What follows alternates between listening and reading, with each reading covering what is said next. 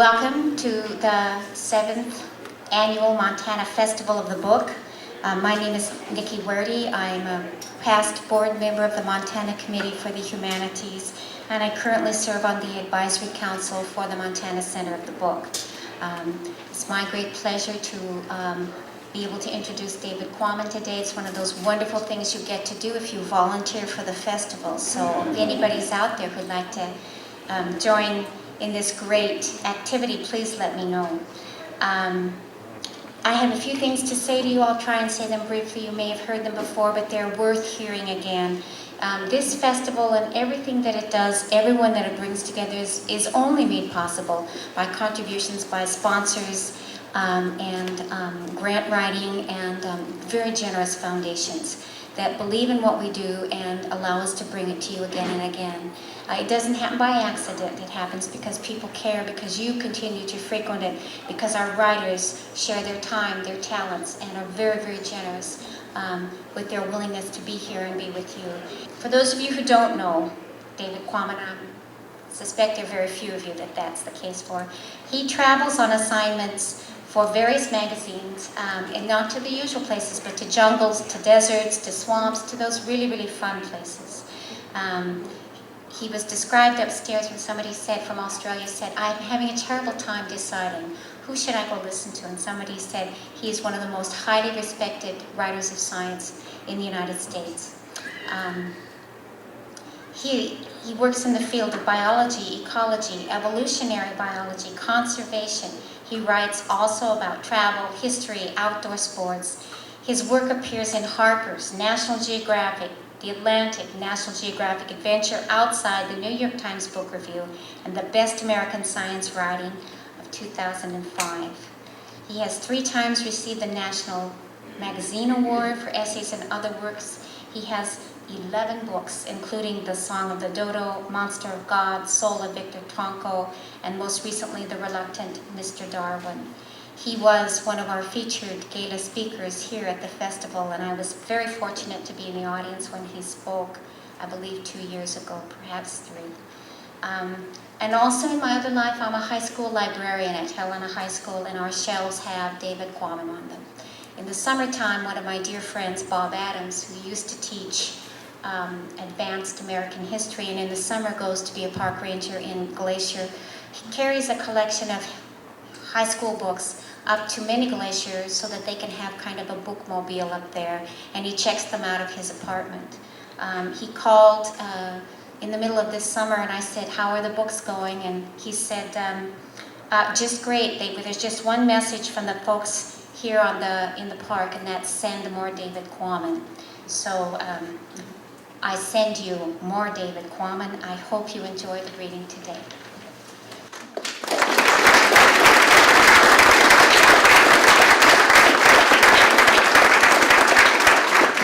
Thank you very much. Thank you, Nikki, and thank you all for crowding into this room on such a beautiful day outside.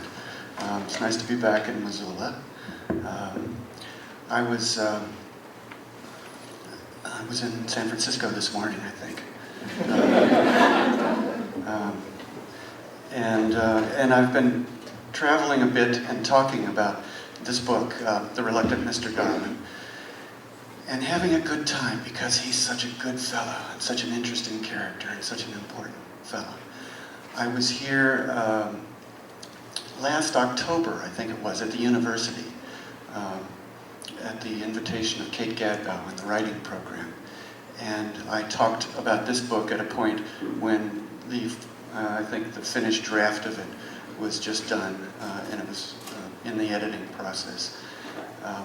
And I don't know if anybody here happened to be there that night, but I thought that I would do something different just in case, so that I wasn't repeating myself in Missoula and wasn't repeating myself from whatever I said last night in San Francisco and the night before in Los Angeles.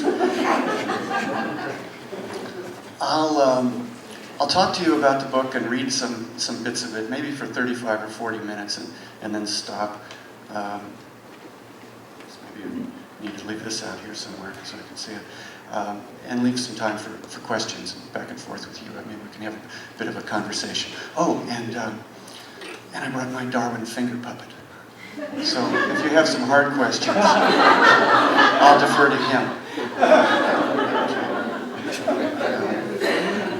Now Darwin, as we know, is the man who won't go away.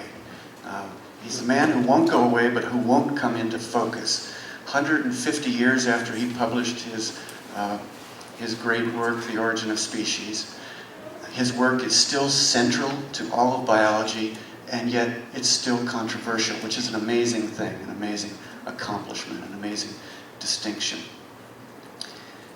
There have been a lot of books about Charles Darwin, and when I was asked to write this one for a series of short, writerly, as opposed to scholarly books about great scientific figures and the discoveries they made, my first reaction was, well, Darwin has been well served by long, authoritative biographies over the last 20 years. They asked me to do Darwin for this series.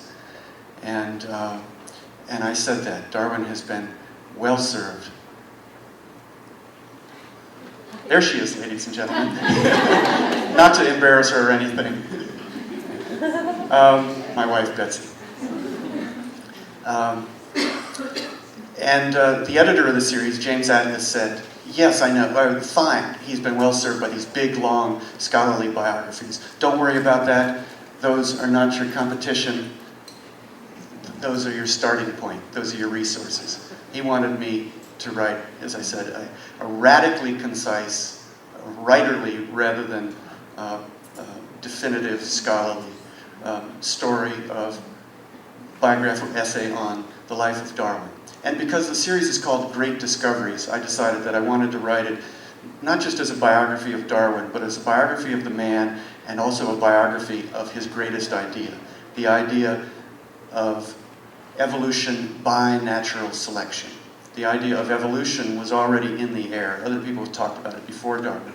But his great contribution was to discover a mechanism, the cause and effect, physical cause for physical phenomenon that explain how evolution happens. And that was the discovery of what we know as natural selection.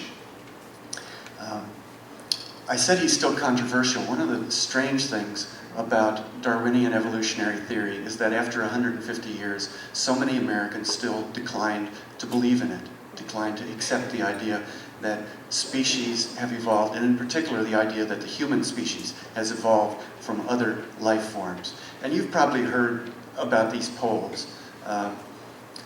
Such and such percentage of Americans don't accept the idea of evolution. In case you haven't heard, very quickly, I'll give you the numbers. The Gallup organization, in particular, over the last 25 years, has asked groups of Americans 5 or 6 times since 1982, how many of you subscribe to the statement, humans were created pretty much in their present shape at some time in the last 10,000 years. That is creationism. And then humans evolved by one or another process. That first statement, humans were created in present shape sometime in the last 10,000 years, did not evolve at all, was embraced variously by between 44 and 47% of the American public. It's held steady within that range for the last 25 years, which is pretty amazing and just troubling. One of the things that it suggests in my mind is that although there are 1,000 books already about Darwin, the problem is that most people in America haven't read even one of them. So I said to myself, well, maybe we need to keep producing books about Darwin until we create one that everybody will read, at least one book. And that's what I've tried to do in this book. It's short, it's personal, it's, I hope, substantive, but it's, I also hope, a pleasant, congenial read. It is not Darwin for dummies, by the way. It's Darwin for smart people who are busy.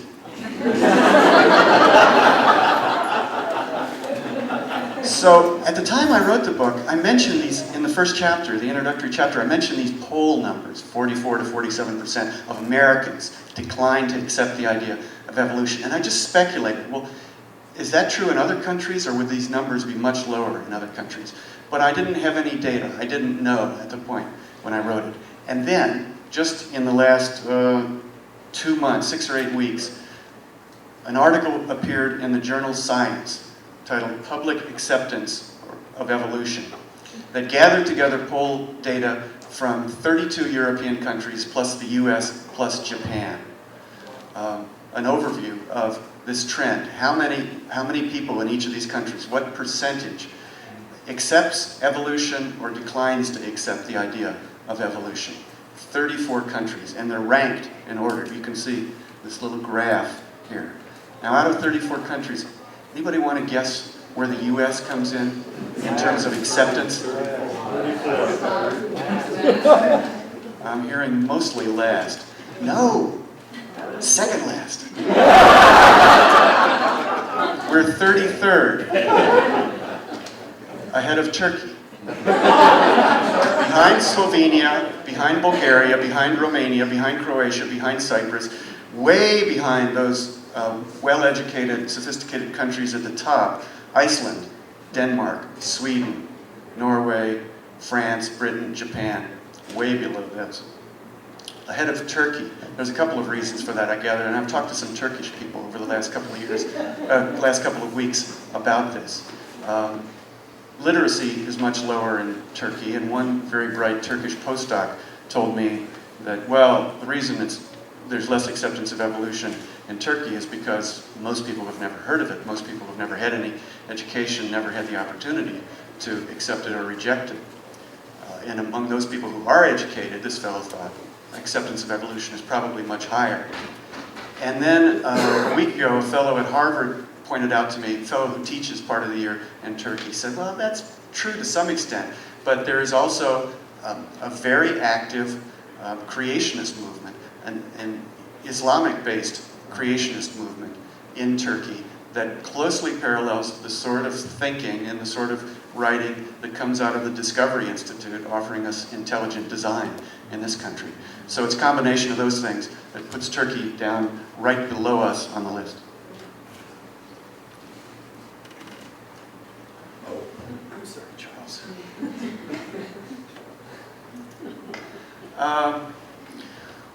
Well, I can't get very much of Darwin's life into a short period of time here today. I want to read you some samples of the book. Let me start maybe by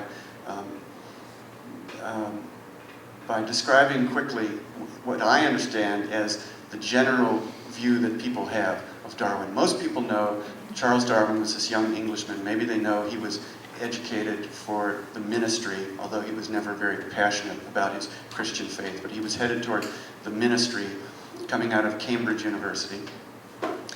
He was likely to turn into a young parson with a parish somewhere in the countryside and the freedom to watch birds and collect insects 6 days a week and then work on Sunday, like predecessors such as Gilbert White, the great parson naturalist, had done in England. And then he got the offer to be unofficial naturalist on board the Beagle, this naval survey ship sailing around the world. And he went off, and it turned into 4 years, 9 months, and 5 days of his life. He came back from the Beagle with, not with the idea of evolution by natural selection in his mind by any means, but he had begun to doubt the accepted wisdom of the time that species are fixed. Species do not change from one into another. And this was not just a religious belief, this was a scientific belief.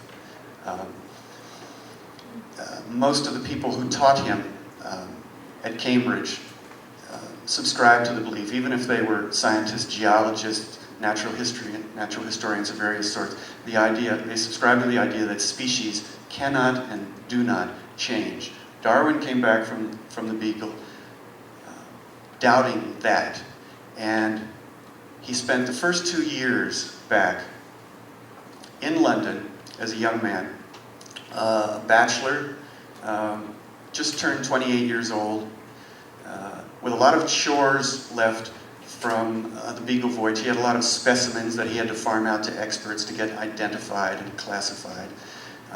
He was writing a book about the Beagle voyage, which eventually became The Voyage of the Beagle.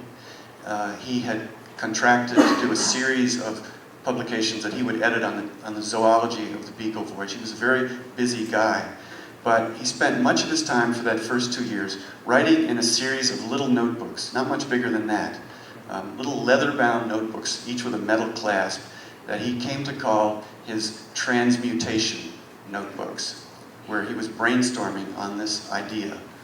And he called it, at that time, not evolution, but transmutation.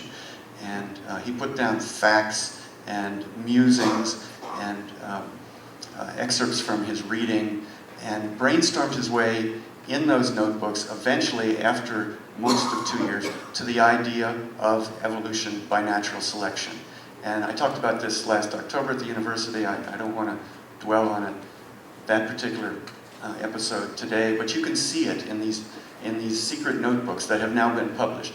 You can see the moment in November of 1838 when he writes these 4 lines of notes in his notebook, essentially outlining the idea of evolution by natural selection.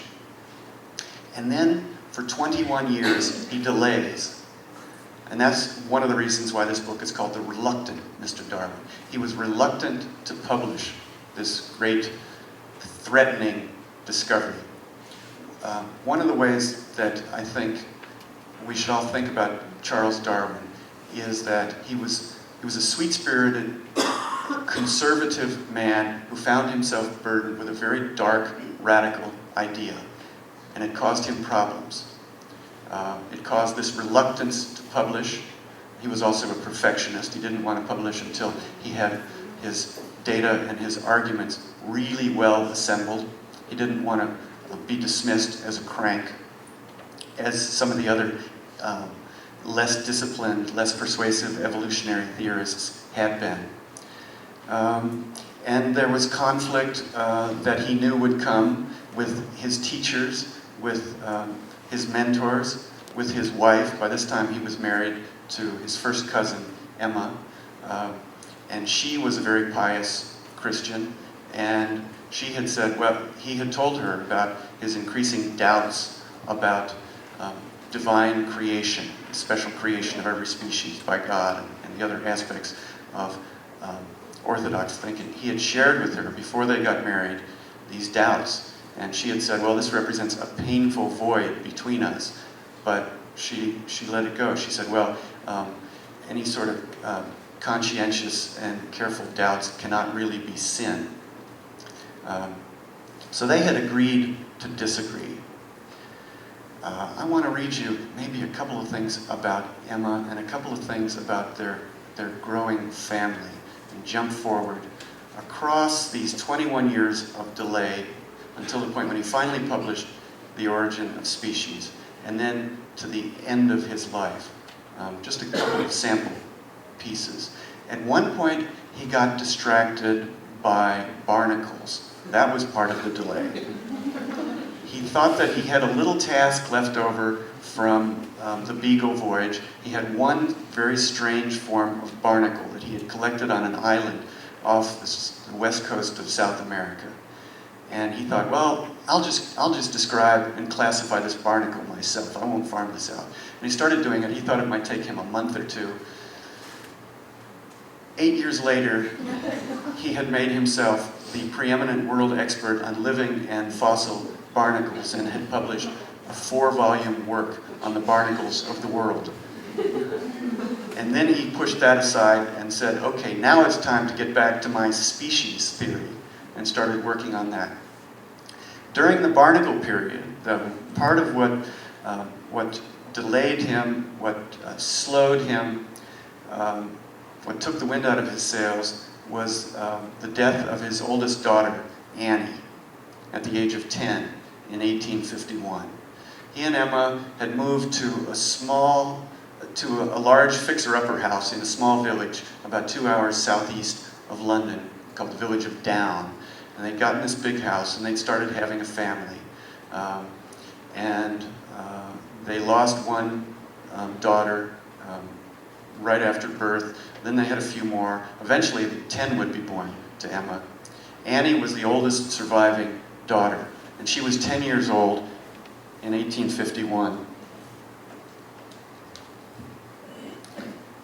At a point when she started to get mysteriously sick. Darwin himself had had a mysterious sickness ever since he came back from the Beagle. He had heart palpitations, headaches, inordinate flatulence, as he put it, without specifying what was the borderline between ordinate and inordinate flatulence. Nausea and vomiting. Actually, Charles Darwin probably vomited more in his life than any other great scientist. That was one of his distinctions. Eventually, he started going to this water cure place, sort of a quackish water cure establishment in a spa town called Malvern, where there was a Dr. Gully who claimed to cure nervous problems like Darwin's by cold showers and rub-downs with cold, wet towels and wrapping with cold towels, all on the theory that this would draw blood away from the patient's stomach and revivify him. Well, after Darwin himself had been there a couple of times, then this daughter, this favorite daughter of his, got sick. Annie Darwin was 10, a bright and generous-hearted little girl with a special bond to her father. He loved her joyousness, he admired her goodness, he treasured her company. He confided to his friend Fox that she was his favorite child. He would indulge her sometimes to spend half an hour arranging his hair, making it beautiful, she said, or fussing with his collar or cuffs. She would sneak him pinches of snuff when he was supposedly abstaining. She would dance along when he strolled the sand walk, the gravelly walk surrounding his home. Quote, "Her whole mind was pure and transparent," Darwin wrote later. At age 8, Annie had suffered through scarlet fever, a life-threatening disease, but seemed to recover, or maybe not quite. 6 months later, her mother started noticing that she wasn't right. Something came over Annie's buoyancy like a cold afternoon shower. She was fretful and intermittently feverish. She cried often, especially at night. They sent her to the resort town of Ramsgate with the governess and her little sister Henrietta, known as Etty, for sea air and shell collecting on the beach. They sent her to an eminent doctor in London. They bought her a canary. Nothing worked. Around Christmas, she started to cough. Darwin worried that she had inherited his wretched digestion, not knowing it was worse than that. On the misguided guess that nervous dyspepsia was troubling her girlish tummy, early in 1851, they put her on Dr. Gully's water cure regimen. With cold water from the household well, Annie got the same treatment as her father: wrapping, rubbing, foot soaking, and frigid baths. She caught influenza, seemed to recover from her flu, but still wasn't well. The cough lingered. Some days were better than others. In late March, Darwin packed her off to Malvern for the full Gully experience. He left her there. He took her to Malvern, and she seemed to recover for a while. And then he went back to Down, and then they got a message that she had gotten much worse, and that he should come quickly. At the end of the day, at noon on the Wednesday after Easter, she died in this sanitarium. The scene around Annie's deathbed in the hours following was chaotic as well as doleful. The governess immediately had one of her attacks, according to Charles and Emma's sister-in-law, Fanny Wedgwood, who had come to Malvern to lend some support. The nurse was desolate and useless too. As for Charles, "I am in bed, not very well with my stomach," he told Emma at the end of his short note announcing Annie's death. "When I shall return, I cannot yet say." He was confused and exhausted and depressed, as well as sick again, and in some small degree also relieved that Annie's suffering had ended. She went to her final sleep most tranquilly, most sweetly, he wrote, trying to offer Emma some consolation. He mentioned God 3 times within the space of a page, allowing himself the rhetoric of conventional piety. I pray God, so he claimed, that an earlier note from Fanny had prepared Emma for the bad news. It's unlikely that, in a literal sense, he had prayed God on any such point. God only knows, quotes, what uglier miseries Annie might have suffered during a longer life. God bless her, he said simply. These comments are curious in light of his own disbelief, which solidified around this time, in a benevolent Christian deity. Annie's funeral was set for Friday, and as I go on to describe, he skipped it. He threw together some clothes, went back to Emma, and left a sister-in-law, Fanny, there essentially to bury Annie. And as I say at the end of that section, the bare facts make him sound callous. He wasn't. His emotions were dark and deep. But apart from his devotion to Emma and his dependence on her, he had a strong instinct of self-protection. And he was now closing himself up like a barnacle. Later he said, on the subject of religious belief in his autobiography, I never gave up Christianity until I was 40 years old. He had turned 40 right about the time of Annie's death. After this, I want to give you a little bit of a sample of his working methods. He finally finished with the barnacle project, and he turned back to transmutation, to evolution by natural selection. And he, as I said, he was reading, he was writing letters to correspondents all over the world, asking them questions, gathering factual data, fine-tuning his arguments, preparing to launch this idea on the world. He was also doing some experimental work in a very kitchen garden, simple way. He wasn't yet, as I say, he wasn't yet ready to publish his theory. Instead, he launched a further program of empirical research to fill some of the gaps in his trove of evidence. He became an experimentalist, cluttering his house and grounds with simple but astute science projects that often smelled bad but supplied useful data. He worked his network of far-flung correspondence for answers to obscure questions.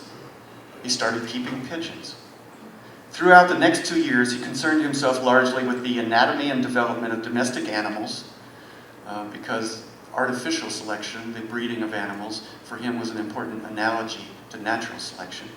Plant hybridization, plant fertilization, patterns of species diversity reflected in plant classification, and the capacity of plants for oceanic travel.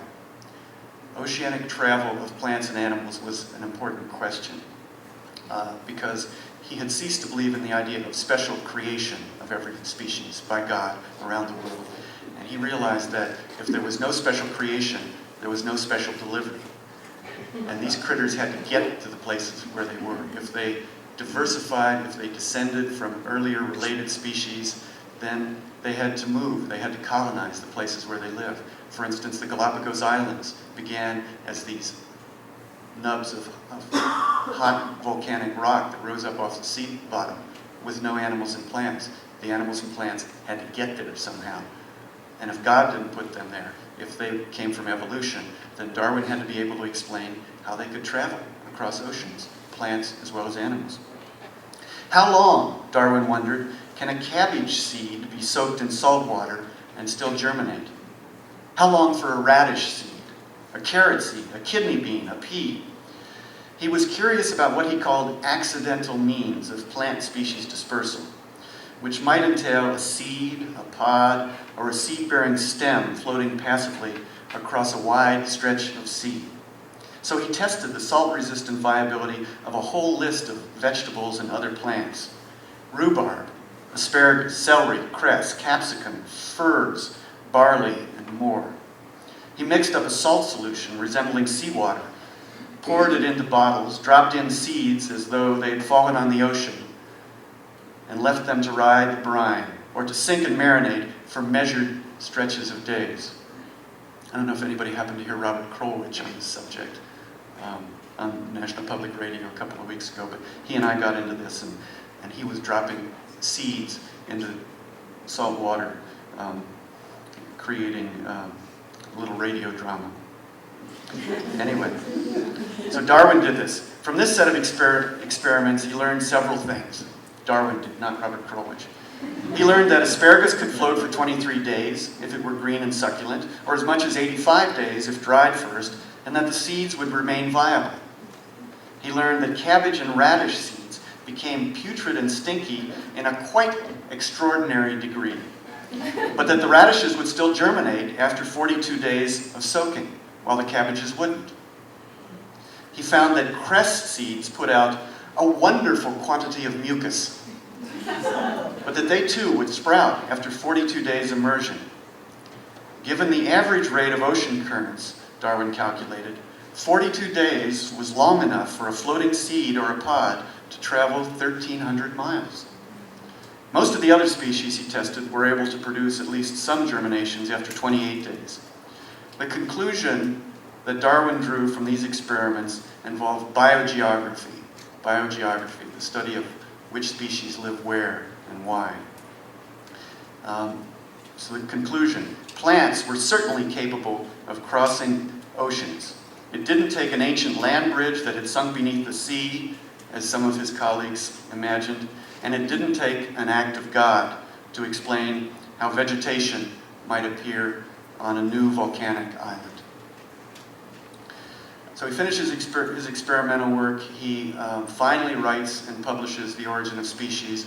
There's a little episode in there that involves a wonderful younger naturalist named Alfred Russel Wallace that I've told in other places, but I tell it again in this book, and I think maybe I'll skip over telling it now, but the short version is that this fellow co-discovered natural selection, evolution by natural selection, with Darwin, and wrote a paper on that subject and mailed it to Darwin of all people.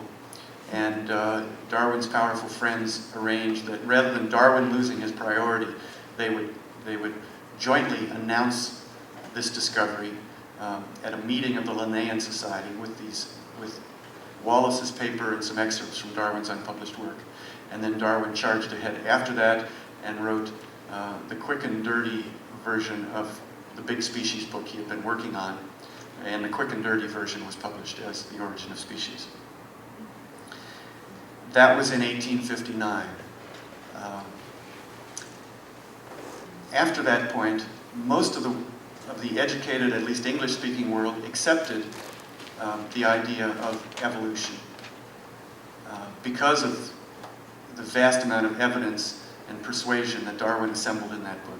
Oddly enough, they didn't for a long time accept the idea that natural selection was the mechanism. This is something else that people generally don't realize. That by the end of the 19th century, most of the educated world believed in evolution, but they had turned away from Darwin's mechanism, natural selection, because it was too materialistic, too dark, too scary, and instead, even the scientists were embracing alternative theories of evolution under names like orthogenesis and saltationism and neo-Lamarckism, all of which were a bit more woozy and mystic and vague than the very physical, concrete explanation that Darwin offered by way of natural selection. His marriage to Emma, his cousin, had started rather tepidly, almost as though it were something that he did because it seemed to him at the most frightening and lonely period of his life that the safest thing he might do would be to marry his own cousin, this woman that he had known since they were kids together and in whom he had never shown any particular interest.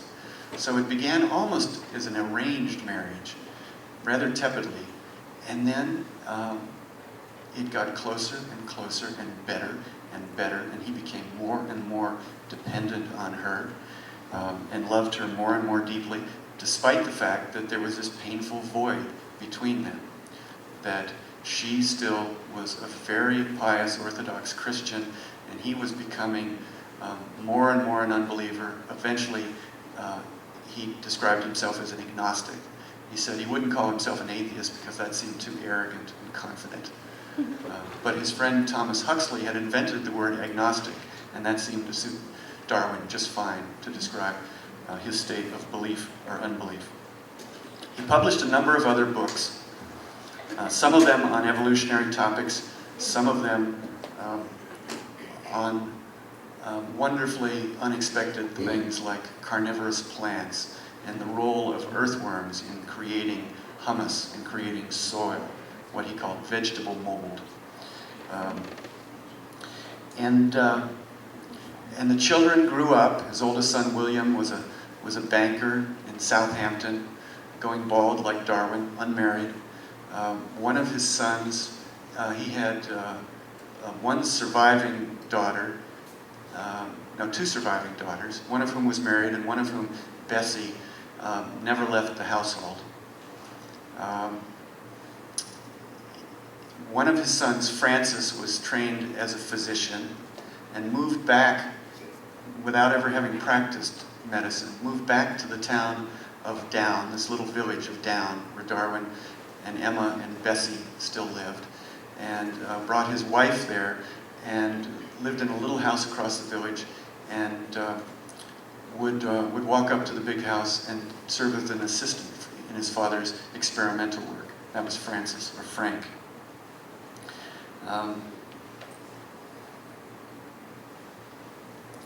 In 1876, at the point when he's about 67, he decided to write an autobiography.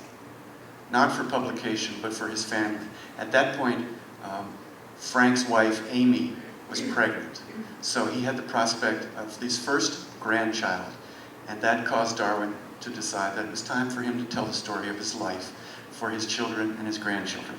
And he started writing this autobiography and put some very interesting things in it about his descent toward unbelief, among other things, stories about the writing of his books, stories about his big, intimidating father, Dr. Robert Darwin, who had once said, I don't think I've said this already in this room, had once said to Charles when he was a teenager and he was still drifting, still didn't know what he was going to do. He loved field sports, he loved bird shooting, and his father, who was 6'1" and 300 pounds, wealthy and intimidating, and Darwin sometimes referred to his father as the governor.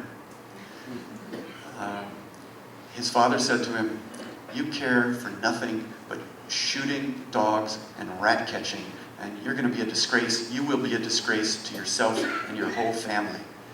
That's what Charles had heard from his father before the voyage of the Beagle. Afterward, he came back.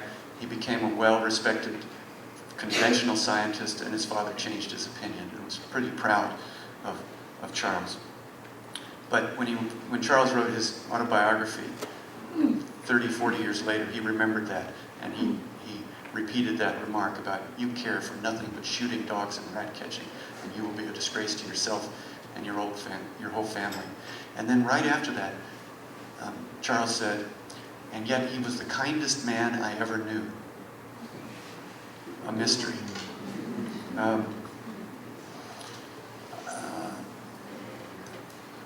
Frank's wife, Amy, gave birth to a son named Bernard in 1876. And then she spiraled away, probably from puerperal, is that the way you pronounce that? Puerperal fever, childbed fever, and died. With Frank and Charles, her father-in-law, looking on. And he had been one to avoid such moments when he could and save himself the anxiety, but he didn't with Amy. He stood there with Frank and took it and endured it. And then Frank and little Bernard moved out of the house that they lived in with Amy and moved back to the big house across the village with Grandpa Charles, Grandma Emma, and Bessie. And this young boy, Bernard, grew into a toddler very close to his grandfather. He called his grandfather Baba, and that was Charles Darwin, to Bernard, Baba. And for some reason, Bernard got the nonsense nickname Abba-Dubba. So Baba and Abba-Dubba were close. Abba-Dubba would be welcomed to play on the floor of his grandfather's study while Darwin worked. There's one moment remembered when they stood out on a lawn at the house for a summer evening concert, hand in hand, Baba and Abba-Dubba. Eventually, Bernard would grow into a lanky Etonian teenager, and after that, he would grow into Britain's most famous golf journalist. But that was a long way away, and his grandfather, Charles, never lived to see it. I want to read you 2 pages. Let's see, maybe it's a little bit more. 3 pages from the very end of the book. One of the things I haven't mentioned was that as a young man, Darwin was very interested in beetles. That's one of the things that got him into natural history, collecting beetles. He died on the afternoon of April 19th, 1882, of degenerate heart failure at the age of 73. Emma and Frank and Henrietta and Bessie were at his bedside. Bernard in the nursery knew only that Baba was somehow ill. The end wasn't tranquil. He suffered pain, nausea, and spasms that left him retching blood. His white beard was streamed and sticky with red.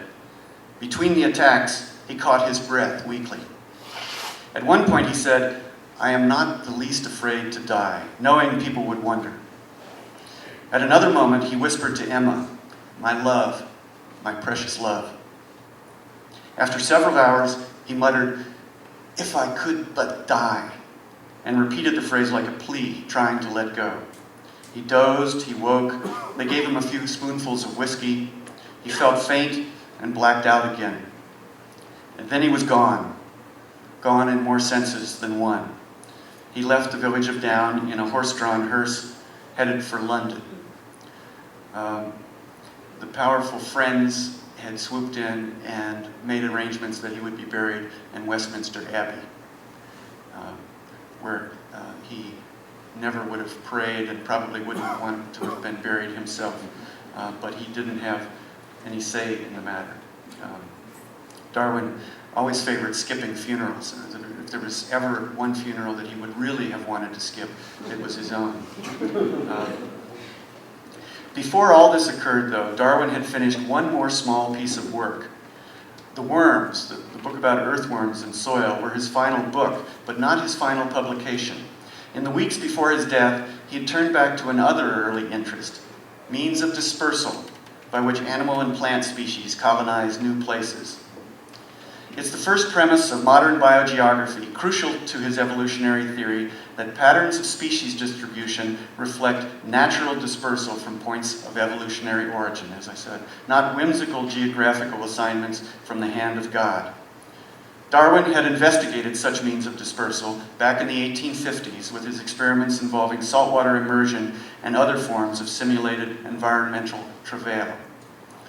He'd rafted asparagus across tiny seas. He'd shoved seeds into the bellies of dead fish, fed the fish to pelicans, then collected the pelican poop and extracted the seeds to see whether they retained their capacity to germinate. He had dangled duck feet in an aquarium full of freshwater snails, inviting the adventuresome to take hold. And now he found fascination in a similar piece of data, derived not from experiment, but from an accidental observation. Somewhere near Northampton, in a stream or a pond, a small freshwater clam had clamped itself onto the leg of a water beetle. One beetle dragging a miniature mollusk. Extracted from its scientific context, from the questions of dispersal and biogeography and evolution versus special creation, it seems utterly insignificant. Maybe it seems insignificant within its context, but it didn't to Darwin. He described the beetle-clam connection in a short note to the journal Nature, which appeared on April 6, 1882, titled "On the Dispersal of Freshwater Bivalves." It was his last published work. The point was simple but substantive. Here's evidence of how a fertile clam might travel by air, since water beetles fly as well as swim, travel by air from one pond to another and establish a transplanted population in a new place.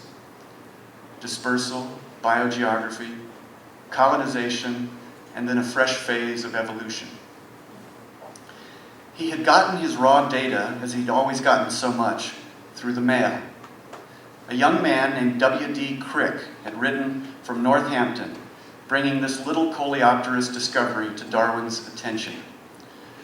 Mr. Crick, whose eventual grandson, Francis Crick, would play his own sizable role in the history of biology as co-discoverer of the structure of DNA. Mr. Crick was a rising shoe factory owner with a fondness for nature. The beetle was Dytiscus marginalis, a large diving predator. What species of clam? W.D. Crick didn't know. When Darwin wrote back asking further questions, Mr. Crick obliged him by sending the beetle itself and the clam by return post. But the two creatures were no longer attached. Being out of water was stressful for both of them, and the clam, or the shell, as Darwin and Crick called it, the clam had dropped away and slammed itself tight. "I have placed the shell in fresh water to see if the valve will open," Darwin informed Crick. He wanted to know whether, like the briny asparagus seeds, it was still viable after its travels. There were matters of science at issue, and there were matters of life, common decency, mercy. "As the wretched beetle was still feebly alive," he told Crick, "I have put it in a bottle with chopped laurel leaves, that it may die an easy and quicker death." Close quote. Any naturalist of his day knew that laurel leaves, when chopped, release prussic acid containing hydrogen cyanide. Darwin didn't want his last beetle to suffer. He was a gentle man, quite aware that he had already caused discomfort enough. And that's the end of the book. Thank you.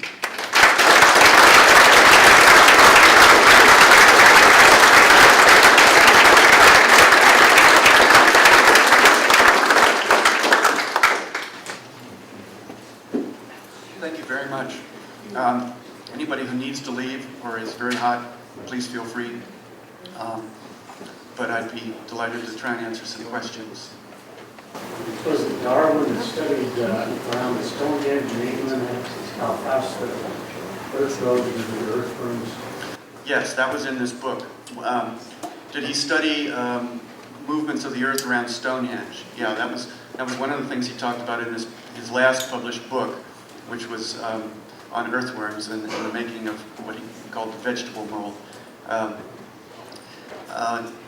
He pointed out that earthworms, by digging down into the earth and taking soil through their gut and extruding it out near the top of their burrows, were constantly, essentially turning the earth inside out, bringing soil up, creating soil, bringing it to the surface, and in the course of that, we're also toppling and burying ancient stone monuments.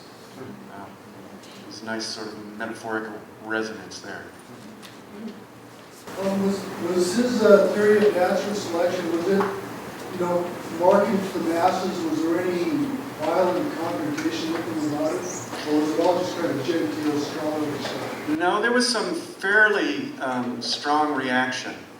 People usually think that, well, it was Darwin, it was science versus the church. Darwin published The Origin of Species, his theory of evolution, and the church objected. What they don't realize is that the church and the church establishment and the scientific establishment in his day were very closely connected. There was no profession of biologist. Most of the people who did science, or many of them at least, were ordained Anglican ministers. So that it was both science, Orthodox science, and the church that he was threatening and he was offending with his theory. And then some scientists embraced it. Some, like his old mentor in geology, Adam Sedgwick, wrote scathing reviews of The Origin of Species after it came out. People argued for decades about whether evolution by natural selection could move quickly enough. Lord Kelvin, William Thomson, wrote an essay arguing that Darwin's theory was ridiculous and impossible because the Earth wasn't old enough to have supported evolution by natural selection in such incremental ways to create the diversity that we have. But Thomson didn't know about the radioactivity at the core of the Earth, so he was miscalculating the age of the Earth by orders of magnitude. When radioactivity was discovered, and when Mendelian genetics were rediscovered, the monk Gregor Mendel had worked out the basic laws of heredity quietly in his monastery in Czechoslovakia in 1860 and published a little paper that nobody had read, including Darwin. And so the basic laws of heredity were missing for Darwin and for all other biologists. But they were rediscovered in 1900. When Mendel was rediscovered and when radioactivity was discovered, then suddenly pieces started to fall into place, and it became harder and harder to say that Darwin was wrong, more and more clear that Darwin had been right. But it wasn't until the 1930s that biologists created something called the modern synthesis, putting all this together. Mendelian genetics with Darwinian evolutionary theory, and creating what's called the synthesis, modern Darwinist theory. Could you explain how you approach a project as far as your research methods? Just kind of like go just a little bit of how you do it. My research methods? Well, it depends on the project. Usually, I'm following biologists around in the field. A lot of my writing is about field biologists, so I get to tag along on expeditions and tromp through interesting places with a notebook in a Ziploc bag and see what they do and record notes, and then eventually go home and make some sort of a shape out of it, either a magazine piece or a book. This project was completely different for obvious reasons. And it actually was a nice change for me because I got to stay home through the researching of this book.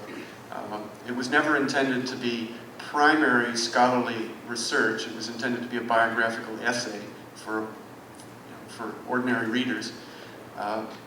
But I could work with a lot of the primary materials because in the case of Darwin, they've been put into print. His letters have been beautifully edited and annotated in this multi-volume series from Cambridge University Press. His secret transmutation notebooks have been edited and published. So I could sit in my little office in Bozeman and read Darwin's letters and read his secret notebooks and then work on the book. And that was a nice change. Biology students tend to get drunk and argue about who's cooler, Al Wallace or Chuck Darwin. And Who's the which?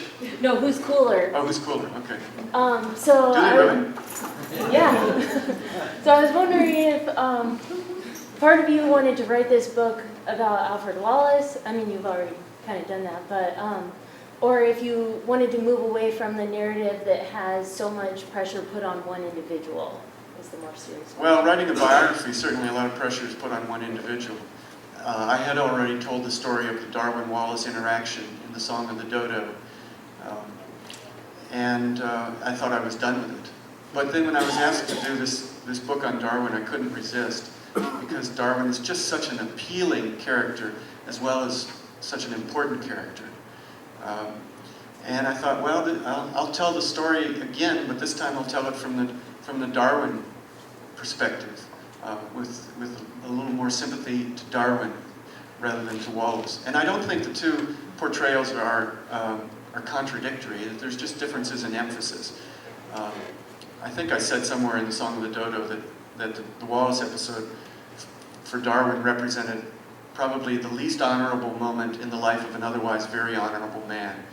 And the more I read about Darwin, the more I read his work, the more I read his private papers, the more I felt that this was an incredibly, wonderfully courageous, honest, nice man who happened to be also arguably the most important biologist of all time. So I was happy to be able to see it from his side. Mine's a question sort of takes off on this. Without Wallace's paper, how much longer do you think Darwin would have procrastinated? Yeah, that's a good question. How much longer? He had been writing what he called his big book on species, that he was going to call Natural Selection. And by the time in 1858 that he got Wallace's letter, he had written hundreds and hundreds and hundreds of pages. And that book has recently been, in the last couple of decades, has been published. And I think he was lucky, and we were all very lucky, that Wallace came along when he did, because if he had published, if Darwin had kept going, and the way he was going, this grinding encyclopedic approach, it would have had a lot less impact. Very few people would have read it. It's not possible exactly to imagine how things would have unfolded differently, but it would not have made anything like the splash that The Origin of Species made. So the whole process would have been delayed and muddied in some way or another. Yes. Is it true that Darwin sort of found a weakness or had difficulty explaining the evolution of the human eye? And is that anything you came across in his writing? No, it's in The Origin of Species. He talks about the evolution of the human eye, and it's a favorite example of people who make creationist arguments about, I can't remember, irreducible complexity, is that what they talk about? And they argue that, well, there are certain organs and certain adaptive structures that are so sophisticated and so complicated that they cannot have been arrived at by natural selection because the intermediate stages would have had no value. Darwin foresaw all that. He was very, very careful as he was writing The Origin of Species to think about what arguments would be made against his theory. And one of the things that occurred to him was the argument of irreducible complexity. So he dealt with it, and he talked specifically about, if I recall correctly, about the human eye and the fact that it is not irreducible. It is reducible, and that the progressive stages toward the vertebrate eye, or the human eye, would have had adaptive value, could have had adaptive value all along the way. Just the way the simplest light-sensing organ in certain reptiles, sort of a third eye, has some value. Just the way very primitive light-sensing organs in certain worms have adaptive value. So he dealt with that. Maybe, anybody else? Maybe two more? Yes. Did Darwin spend a lot of his life sick, or was he a hypochondriac? We don't know. Well, we know that he was sick all of his life. We don't know whether it was caused by some disease that he got from an insect bite while he was on the Beagle, or whether it was psychosomatic due to these tensions, these internal tensions, and internal and external tensions that he was subjected to. There have been a lot of books written about, some whole books written about the question of what was Darwin's illness, and there's still no definitive answer. It seems to have been, but it wasn't imaginary, at least in the sense that he did throw up a lot. He didn't imagine that. I grew up very close to Darwin, that's where he lived, and went there several times as a child. It's a wonderful rambling place. Did you go there? I didn't. I have not yet been there, but I'm overdue. One thing that impressed me was that he had the latest invention by Dr. Crapper, and it was a new toilet. It was very unusual at that time. Dr. Crapper. Everything's up to date and down. Okay, well with that, on that high note, again, thank you so much for your attention.